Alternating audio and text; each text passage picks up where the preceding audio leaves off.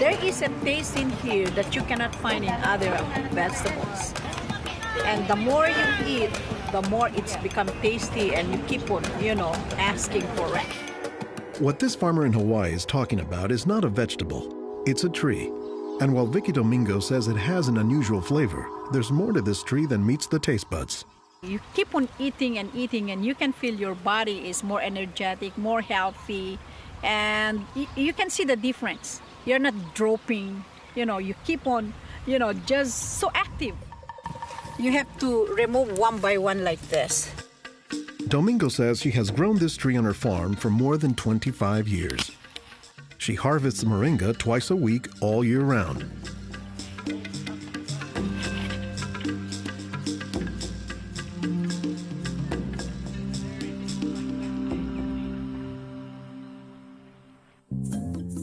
Every week, Domingo sends 1,000 pounds of moringa to the mainland. The rest of it ends up here at a Honolulu farmer's market, where most of her customers have eaten it their entire lives. Well, in the Philippines, it's a third country. In other words, not a rich country. We cannot afford to go to the doctor for medicinal purposes. So we use this in our daily lives so we can have more energy, more vitamins to supplement our daily nutrition in our body. The tree is called moringa, or as the Filipinos call it, marunggay. An awful lot of cultures have one or more plants that are kind of markers that people think of themselves when they think of that plant. Dr. Will McClatchy is an ethnobotanist at the University of Hawaii. He studies the ways that humans interact with plants. If you drive around Honolulu here, you'll see a lot of houses have at least one marunggay in the yard, maybe a little forest of them, and that's a pretty good indicator that there's a Filipino family there. Jokingly, we say it our Filipino banner, which is our Filipino flag. Once you see this, that means all Filipino stays there. Domingo says there are many nutritional and medicinal uses for moringa. All parts of the tree are usable, from the roots to the stem, to the leaves, to the flowers, and to the pod. The roots, you can use that as a tea. And then the trunk, you can scrape it, squeeze it, get the juice, put in your cut skin, and your skin will heal.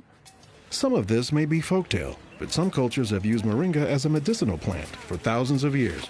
McClatchy says moringa is worthy of its reputation as a tree with unusual nutritional properties. Thank you. Moringa is one of these trees that is a multi-purpose plant that fulfills such a high percentage of kind of basic needs that when people get used to using it, they really can't see what it's like to live without it. And many cultures don't.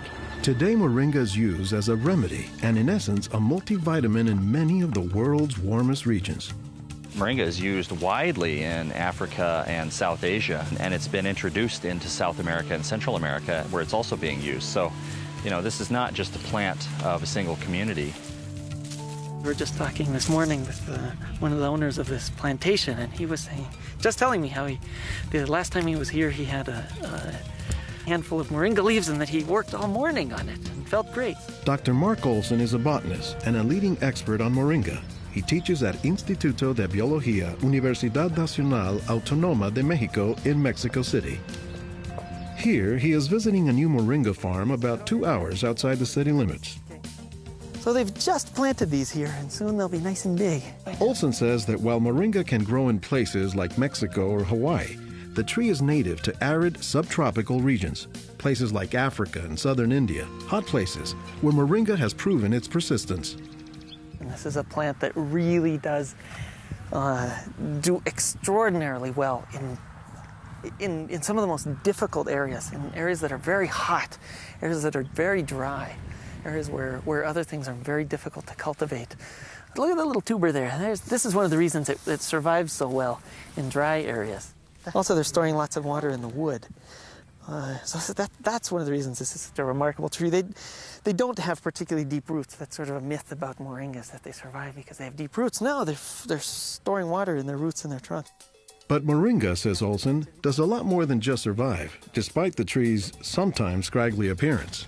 I don't think they're actually the most attractive tree. They're more a tree that you look at and you sort of love the way you love a scruffy friend or a scruffy dog.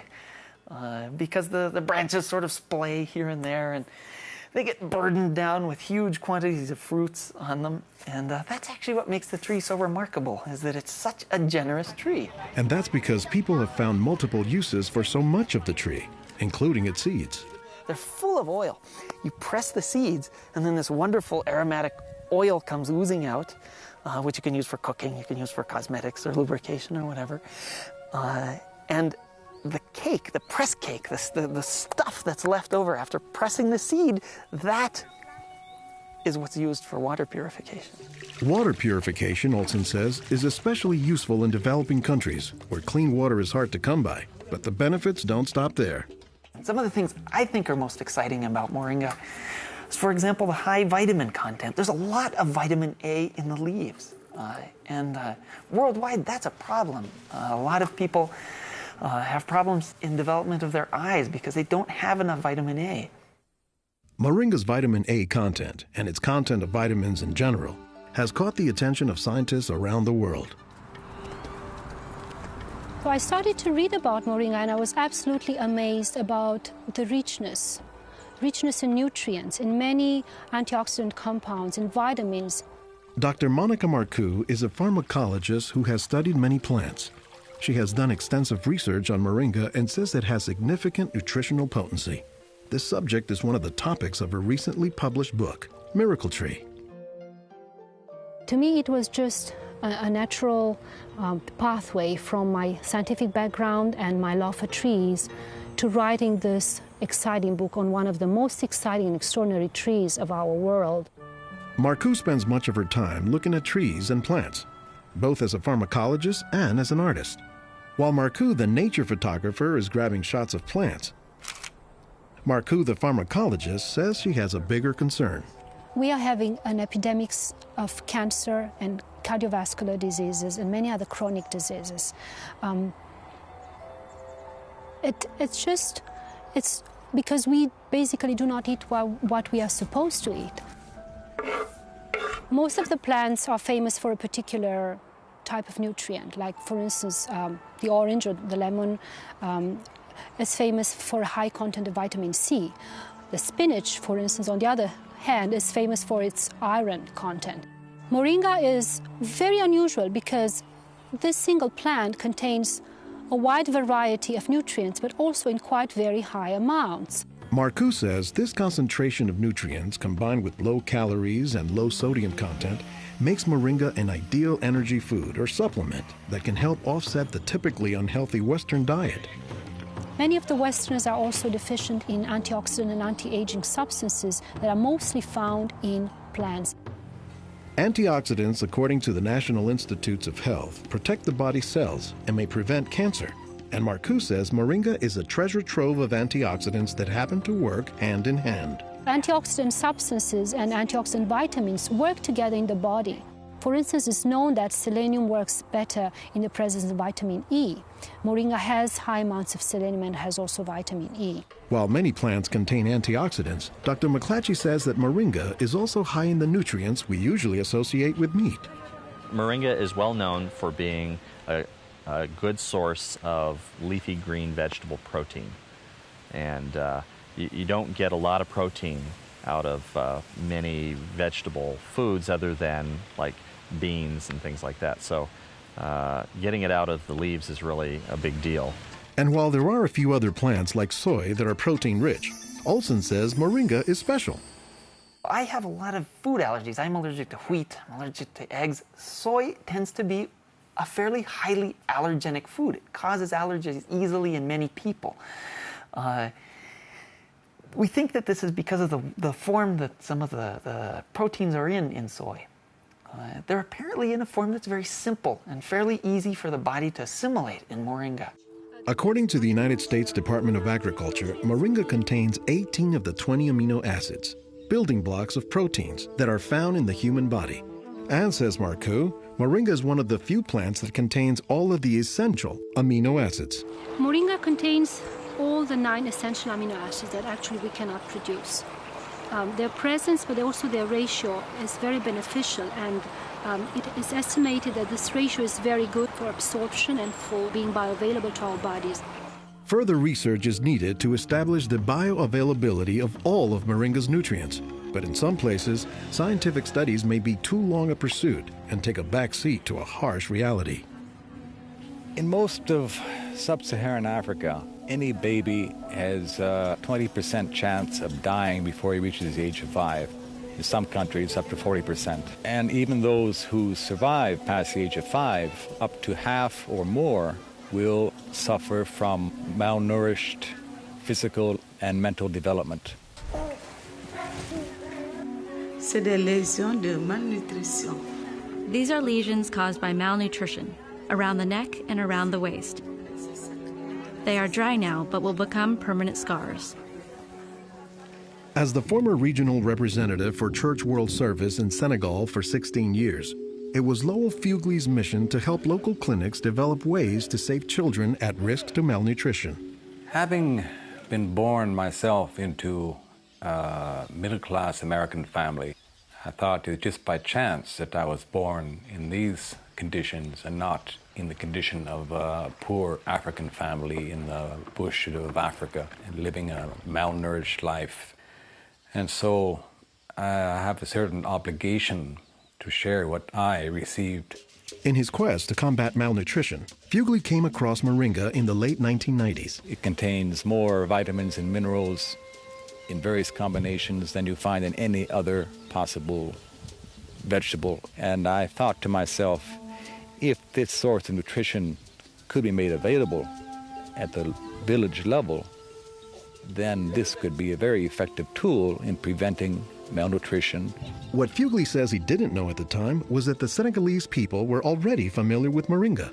It was only through a Peace Corps volunteer working in forestry who told me that, oh, Moringa is already growing in Senegal. Not only was it growing, the people had been using it for generations, only they didn't refer to it as Moringa. They called it nebedai, which Fugley suspects comes from the English words never die, after the tree's resilience. I ask any Senegalese, do you know the nebedai tree? Oh, yes, my mother makes a sauce from the leaves of this tree. We call it mboum. Every Senegalese knew this tree. The problem, says Fugley, was that it was prepared and used in ways that diminish Moringa's nutritive contents. They boil the leaves too long, they throw out the water that is boiled in and where many of the vitamins are located, and so they lose a lot of the benefits that the leaves could provide. So Fugley went to work, both planting Moringa trees and, more importantly, educating healthcare workers on how Moringa can help stave off malnutrition. Regarde tonton. Regarde celui-là. Regarde tonton. Tu as vu? Non, non, celui-là même. Pour le moringa. I was trained in 1998, and right away we saw the virtues of using moringa because of its very high nutritional value. So we began using it right away on an experimental basis. Après la formation, con le moringa. Healthcare workers learned to grow their own moringa trees, dry the leaves, and pound them into powder, maintaining all the nutrients. Nursing mothers were taught to add a spoonful of moringa to their food morning, day, and night to increase their milk production. They were also told to add moringa to all of their family's meals. When we introduced this tree in Senegal, or uses of the tree and different ways of using it, the reactions of the people there was that, well, this is our tree. You know, you're just adding on what we know already. As people changed their habits, Fugley says the results were clear, especially among children. They'll look happier, they'll have more energy, they'll smile. When they came to the clinic, limp, eyes drooping, no energy, and within 3 weeks, you see them bigger, healthier, and smiling.